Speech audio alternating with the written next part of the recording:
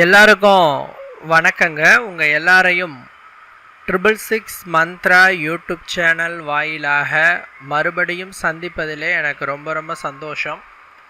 தொடர்ந்து நம்மளுடைய சேனல் வாயிலாக ஆன்மீகம் சார்ந்த எண்ணற்ற பதிவுகளை பதிவேற்றம் செய்து கொண்டிருக்கிறோம். அந்த வகையில் இன்று பார்க்கக்கூடிய தகவல் என்ன அப்படின்னு பார்த்தீங்கன்னா, மே மாதம் 7ஆம் தேதி 2026ஆம் ஆண்டு வியாழக்கிழமை இந்நாள் தேய்பிறை சஷ்டி எனும் ஒரு நன்னாளை தாங்கி வருகிறது. இந்த தேய்பிறை சஷ்டி நாள் அன்று ₹1 இதன் மீது வைப்பதின் காரணமாக உங்களுடைய வாழ்க்கையே தலைகீழாக மாறும். அது என்ன அப்படிங்கிறத பற்றி இந்த வீடியோவில் விளக்கமாக பார்க்கலாம். பதிவை முழுமையாக பாருங்கள். அதாவது முருகப்பெருமானினுடைய விரதங்களில் நான் ரொம்ப ஸ்பெஷலாக சொல்கிறது இந்த சஷ்டி விரதத்தை பற்றி. இந்த சஷ்டி விரதம் இருந்தால் அந்த முருகனே குழந்தையாக அவதரிப்பார் என்பது ஐதீகம். இன்னைக்கு நேற்று இல்லைங்க, காலம் தொட்டே குழந்தை இல்லாத தம்பதியர்களுக்கு சஷ்டி விரதத்தை தான் ஆன்மீக குருமார்கள் அறிவுறுத்துவார்கள். நானும் கூட சில நேரங்களில் இந்த சஷ்டி விரதத்தின் மகிமைகளை குழந்தை இல்லாத தம்பதியர்களுக்கு எடுத்துரைத்து பல பேர் அழகாக முத்தான குழந்தைகளை பெற்று வாழ்க்கையிலே க்ஷேமமாக இன்றளவும் இருக்கிறார்கள். சஷ்டி விரதத்தை நீங்கள் ரொம்ப ஒரு சாதாரணமாக நினைத்து கொள்ளாதீர்கள்.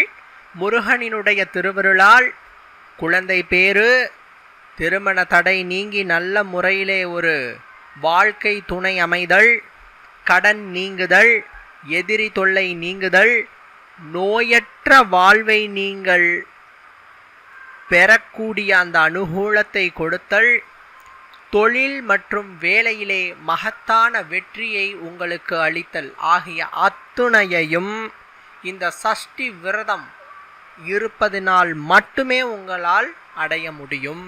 சரிங்களா?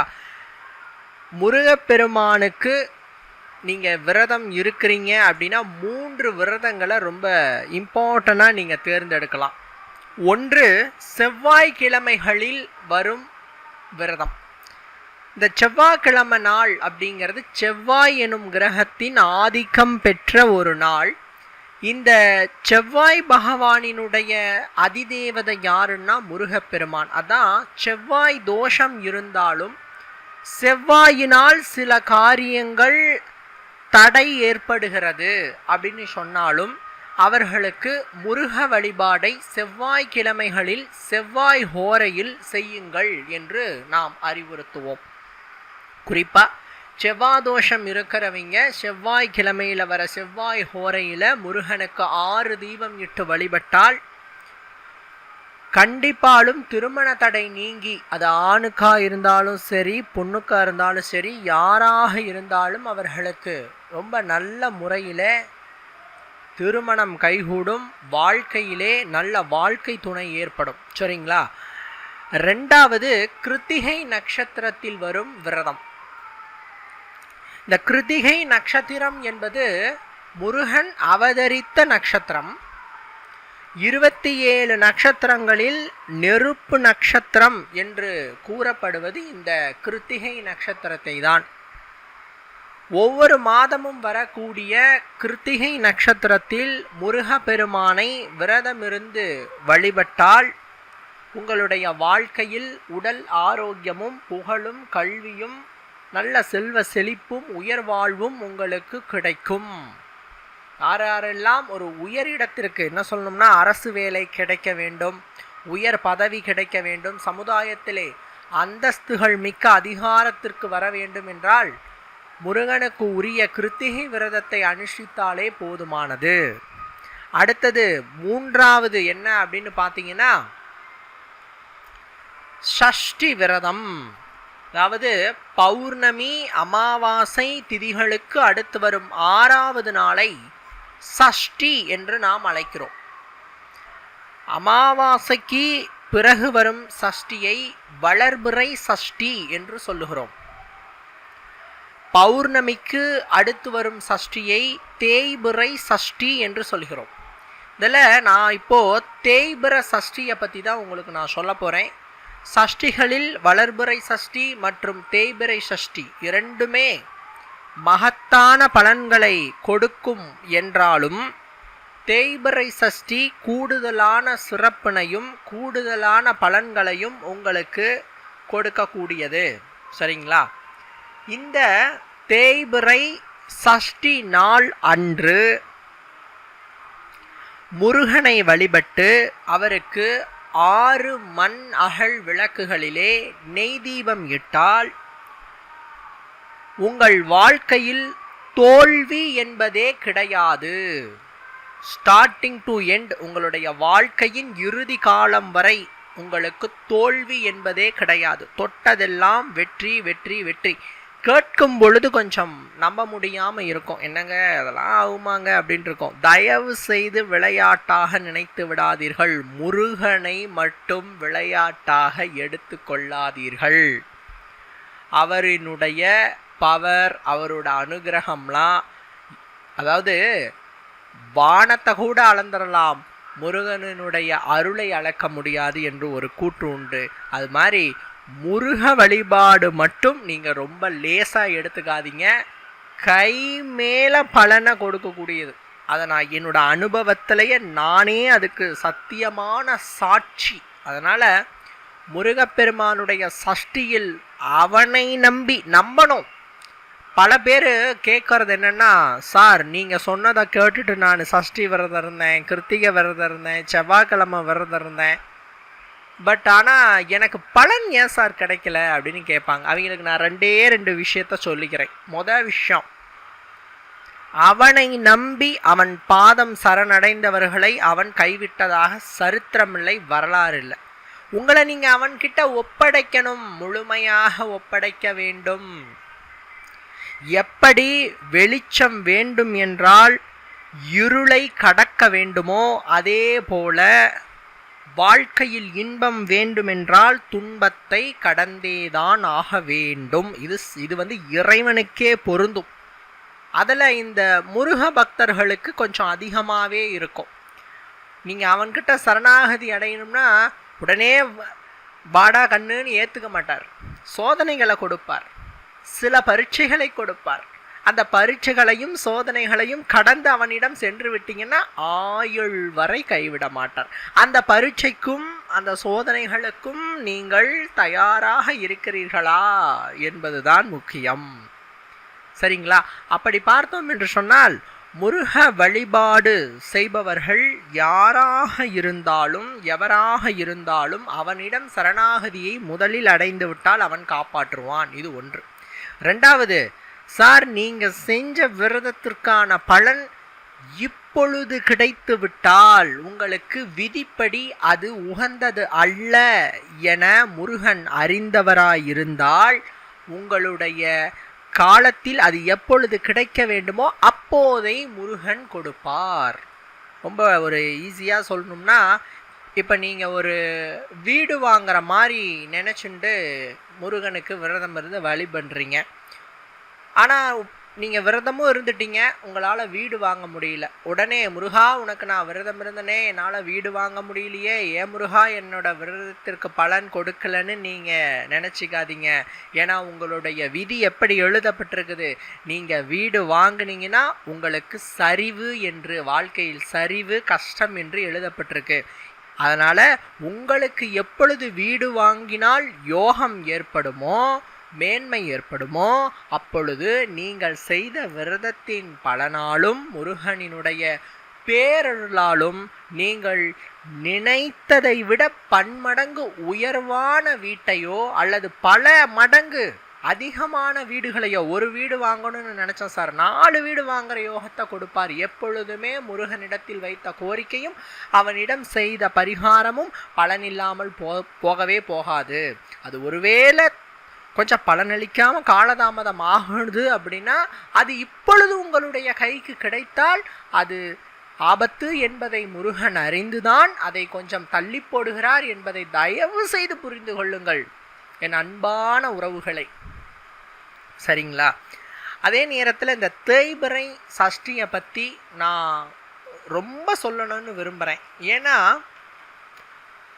வாழ்க்கையில் நாகதோஷம் செவ்வாய் தோஷத்தால் பாதிக்கப்பட்டு இன்றைய இளைஞர்கள் திருமண தடையில் ரொம்ப கஷ்டப்பட்டு இருக்காங்க. நிறைய பேருக்கு இந்த நாகதோஷம் செவ்வாய் தோஷம் கலஸ்திர தோஷம் இதனால் பெரிய ஒரு பிரச்சனையில் இருந்துட்டு இருக்காங்க. நான் என்ன சொல்கிறேன்னா, கொஞ்சம் ஸ்டெப் எடுத்து சிரமம் பார்க்காம இந்த சஷ்டி விரதத்தை அனுஷ்டித்து தான் பாருங்களேன். ஒன்றும் இல்லை, காலையில் எழுந்திருக்கீங்க, குளிச்சு முடிக்கிறீங்க, முருகன் ஆலயம் செல்றீங்க, 6 தீபம் நெய் தீபம் ஏற்றுறீங்க, நீயே சரணம் முருகா என அவன் பாதங்களை தொட்டு வணங்கி எனக்கு சீக்கிரமாக கல்யாணம் ஆகிடணும் அப்படின்னு கும்பிட்டு வாங்க. அவ்வளோதான். 2 வேளை சாப்பிடாதீங்க, காலையிலையும் மதியானமும் சாப்பிடாதீங்க, ராத்திரி சாப்பிட்டுட்டு படுத்து தூங்குங்க. அவ்வளோதான். So simple. கொஞ்சம் அனுஷ்டித்து தான் பாருங்களேன். இதில் என்ன செலவு பண்ணுறேம்மா? இப்போது நான் என்ன சொல்கிறேன், இப்போது இந்த விரதத்தில் ஏதாவது செலவு இருக்கா? ஒன்றும் கிடையாது. அதிகபட்சமாக 6 அகல் விளக்கு, கொஞ்சமாக நெய் திரி இது போட்டு தீபம் போடுறோம். நம்ம படைச்ச இறைவனுக்கு அகல் விளக்கு திரி நெய் இது கூடவா வாங்கி போட மாட்டோம்? அதனால் கொஞ்சம் சிரமம் பார்க்காம இதை கொஞ்சம் செஞ்சு பாருங்கள், கை மேலே பலன் கிடைக்கும். நிறைய பேருக்கு திருமணம் ஆகிருக்குங்க. இந்த தேய்பிறை சஷ்டி விரதம் இருந்து நிறைய பேருக்கு திருமணம் ஆகிருக்கு. இந்த தேய்பிறை சஷ்டி எந்த நாளில் வருகிறதோ அந்த நாளுக்குரிய கிரகத்தினுடைய அருளை நாம் அடைவதற்கு சில பரிகாரங்கள் இருக்குது. அதில் ஒரு கிரகத்தோட பரிகாரத்தை இப்போ நான் சொல்ல போகிறேன். ஏன்னா முருகனை வழிபட்டால், அதுவும் சஷ்டியில் முருகனை வழிபட்டால் நவ கிரகங்களும் மகிழ்வடையும். சஷ்டியில் நீங்கள் எந்த நவகிரகத்தை வழிபட்டாலும் அந்த நவகிரகம் உங்களுக்கு அனுகூலமான காரியங்களை வெற்றியாக்கி கொடுக்கும். உங்களிடம் அனைத்து விதமான பரிபூரண ஐஸ்வர்யங்களையும் அருளும். சரிங்களா? அதாவதுங்க, இந்த முறை இந்த தேய்பிறை சஷ்டி எப்போ வருது அப்படின்னா வியாழக்கிழமை வருது. மே மாதம் 7ஆம் தேதி வியாழக்கிழமை இந்த சஷ்டி என்னும் சுப நாள் வருது. வியாழன் என்பது குரு பகவானினுடைய கிழமை. அதாவது ஞாயிற்றுக்கிழமை சூரியன், திங்கட்கிழமை சந்திரன், செவ்வாய்க்கிழமை செவ்வாய் பகவான், புதன்கிழமை புதன் பகவான், வியாழக்கிழமை குரு பகவான், வெள்ளிக்கிழமை சுக்கிர பகவான், சனிக்கிழமை சனி பகவான். இப்படி 7 நாட்களுக்கும் 7 கிரகங்களினுடைய ஆதிக்கம். அதில் இந்த வியாழக்கிழமை என்பது குரு பகவானினுடைய ஆதிக்கம் நிறைந்த நாள். குருவருளே திருவருள், குரு பார்க்க கோடி நன்மை உண்டாகும் என்று சாஸ்திரம் சொல்லுகிறது. நவகிரகங்களில் குரு மட்டும் உங்களுக்கு ஸ்ட்ராங்காக உக்காந்துட்டாருன்னா மற்ற கிரகங்களை பற்றி நீங்கள் கவலையே படவே தேவையில்லை. அப்படி எல்லா விதமான அனுகூலங்களையும் கொடுக்கும் குரு பகவானுக்கு உரிய வியாழக்கிழமையில் இந்த சஷ்டி வருவதால் குருவுக்கு உகந்த ஒரு பொருள் இருக்கு, வெல்லம். அதுதான் குருவுக்கு உகந்த பொருள். எப்படிங்க சொல்றீங்க அப்படின்னா, குருவின் சுவை இனிப்பு, குருவின் நிறம் மஞ்சள். ஸோ வெள்ளத்தில் பார்த்தீங்களா, இனிப்பு சுவையும் இருக்கு மஞ்சளாகவும் இருக்கு. ஸோ இந்த குருவுக்கு உகந்தது இந்த வெல்லம். சர்க்கரை இருக்கு இல்லையா, ஜீனி சொல்லுவோம் இல்லையா, அது வெள்ளை கலராக இருக்கும், இனிப்பு சுவையாக இருக்கும். வெள்ளை என்பது சுக்கிரனின் நிறம், இனிப்பு என்பது சுக்கிரனின் சுவை. ஸோ சுக்கிர பகவானுக்கு உகந்தது சர்க்கரை. இப்போ உங்களுக்கு புரியுதா? அது மாதிரி வியாழக்கிழமையில் இந்த தேய்பிறை சஷ்டி வர்றதுனால குரு பகவானை நீங்கள் வழிபட்டா குருவினுடைய அருளால் உங்களுக்கு ஃபஸ்ட்டு குரு பகவானை ஜாதகத்தில் புத்திரகாரகன் என்று சொல்லுகிறோம். குழந்தை பிரச்சனை, அதாவது குழந்தை பேரு, இந்த ஒரு தடையை நீக்கும் சக்தி கொண்டவர் யாருன்னா குரு பகவான். சரிங்களா? அதே மாதிரி குரு நின்ற இடத்திலிருந்து 5, 7, 9 ஆகிய இடங்களை பார்ப்பார். அப்போது அவர் எந்த இடத்துல உட்கார்றாருங்கிறது ஒன்று. இப்போ 1ஆம் இடத்துல உட்கார்ந்தாருன்னா அவர் பூர்வ புண்ணியஸ்தானமான 5ஐயும் பார்க்குறாரு, கலஸ்திரஸ்தானமான 7ஐயும் பார்க்குறாரு, பாக்யஸ்தானமான 9ஐயும் பார்க்குறார். ஸோ 3 இடங்களுக்கும் அவருடைய பார்வையால் பலத்தை ஏற்படுத்தி கொடுக்கிறார். அதே மாதிரி அவர் எங்கெங்கே உக்காடுறாரோ அந்த இடத்திலிருந்து 5, 7, 9 நாம் இந்த இடத்துக்கு தான் அவர் பலத்தை கொடுப்பாருன்னு இல்லை. அதனால் குரு ஒருவரை வழிபட்டால் சகலமும் உண்டு, அனைத்தும் கிடைக்கும் அப்படின்னு சொல்லலாம். ஸோ நீங்கள் என்ன பண்ணணும்னா, இன்று இரவு 12 மணிக்குள்ளார இந்த தேய்பிறை சஷ்டி நாள் அன்று, அதாவது மே மாதம் 7ஆம் தேதி 2026 வியாழக்கிழமை இரவு 12 மணிக்குள், சாயந்தரம் 6 மணியில இருந்து இரவு 12 மணிக்குள் ஒரு கிண்ணமோ அல்லது ஒரு தாம்பூல தட்டோ எடுத்துக்கொண்டு அதில் வெல்லத்தை உடைச்சு போட்டுட்டு அதுக்கு மேலே 1 ரூபாய் நாணயத்தை வையுங்கள். எதுக்கு சார் 1 ரூபாய் நாணயம் வைக்கிறோம்? இந்த 1 ரூபாய் நாணயத்தை வைக்கிறச்சே அதனுடைய வீரியம் அதிகமாக இருக்கும். ஏதாவது ஒரு உலோகத்தை மேலே வைக்கணும். அதாவது நீங்கள் இப்போது நவகிரகங்களுக்கு ஏதாவது தானியங்களை கொடுக்குறச்சே அதில் 1 ரூபாய் வச்சு கொடுக்கணும்பாங்க. அதே மாதிரி குருமார்களுக்கு அதில் தானம் கொடுக்கும்போதும் வெறுமனே கொடுக்காம 101, 101, 11 அப்படின்னு வச்சு கொடுப்பாங்க. ஏன்னா ஏதாவது ஒரு உலோகம் வைத்து சாட்சி வைத்து நாம் கொடுக்கணும் அப்படிங்கிறது ஒரு ஐதீகம். தட்சணை வச்சு கொடுக்கணுங்கிறதும் ஒரு ஐதீகம். அதனால் இந்த வெள்ளத்திற்கு மேலே 1 ரூபாய் காயினை வச்சுட்டு இந்த தட்டத்தையோ பாத்திரத்தையோ உங்களுடைய வீட்டின் வடக்கு அல்லது கிழக்கு மூலைகளில் வைக்க வேண்டும், அல்லது பூஜை அறையில் வைக்க வேண்டும். இது இரவு முழுவதும் அப்படியே இருக்கட்டும். இரவு முழுவதும் நீங்கள் எந்த டிஸ்டர்ப் பண்ணோன்னா அப்படியே இருக்கட்டும். மறுநாள் காலையிலே இதை எடுத்து அந்த 1 ரூபாய் காயினை நீங்கள் அதோட இன்னும் ஒரு 50 ரூபா போட்டு கூட பூவு, வெத்தலை, பாக்கு, கற்பூரம், ஊதுபத்தி வாங்கி நீங்கள் கோயிலுக்கு நீங்கள் அதை செலவழிச்சிடலாம். அந்த வெள்ளத்தை என்ன பண்ணுறீங்கன்னா பூச்செடிக்கு அடியில் நீங்கள் போட்டுடலாம். எறும்புகள் அதை சாப்பிடும். இது வியாழக்கிழமை இதை நீங்கள் செய்கிறதுனால குருவருள் கிடைக்கும். வெள்ளிக்கிழமை இந்த வெள்ளத்தை நீங்கள் பூச்செடிக்கு அடியில் போடுறதுனால, ஏன்னா நீங்கள் அடுத்த நாள் தானே போடுறீங்க, அப்படி போட்டிங்கன்னா வெள்ளிக்கிழமை நீங்கள் எறும்புகளுக்கு இனிப்பு தானம் கொடுப்பதின் மூலமாக குடும்பத்திலே மிகப்பெரிய அளவுக்கு ஐஸ்வர்யம் ஏற்படும்.